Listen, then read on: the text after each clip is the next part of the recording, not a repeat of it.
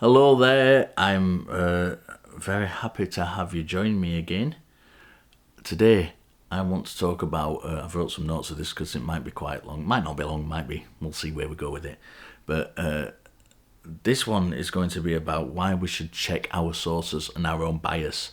So this one isn't necessarily, a lot of the videos I do are about religious people and stuff and critical thinking and things like that.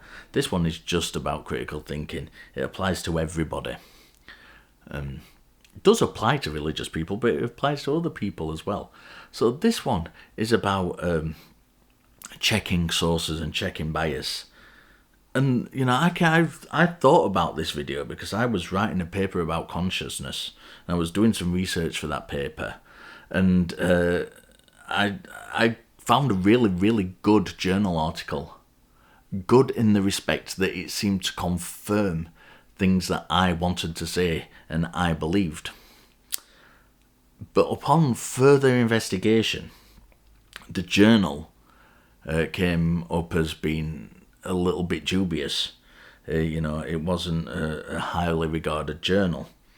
So I discounted that article because I didn't want to use something just because it confirmed my own bias if the journal it was published in wasn't rigorously checking papers that were submitted to them. When something is too good to be true in a field that I know doesn't have any cut and dry conclusions, then it's worth checking out. So, being a skeptic, being a critical thinker, isn't all about chasing people down who believe in ghosts. It's not about chasing people down who believe in God. But obviously these things are very public faces of skepticism. But that's not what skepticism is in total.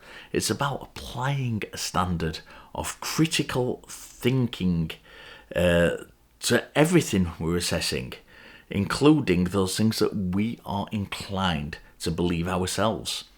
In fact, I would say especially those things that we are inclined to believe ourselves.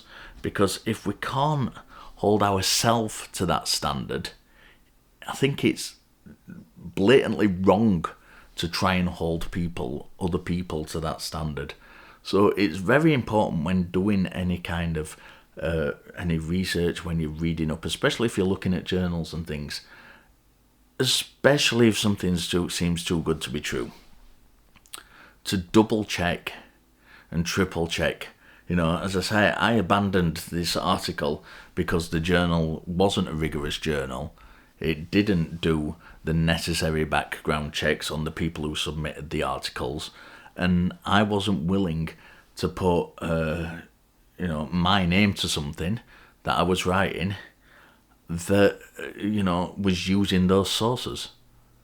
It's very important to kind of be rigorous.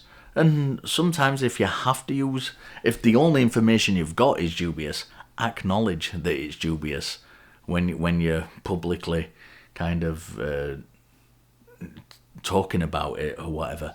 So yeah, really, really important for skeptics, for religious people, for everyone alike who is doing any kind of research, to make sure that you have good sources and to check your own bias when you're looking at those resources. Don't just pick something out because it appears to agree with you, because that's really, really bad. I will see you all next time. Thank you again so much for joining me.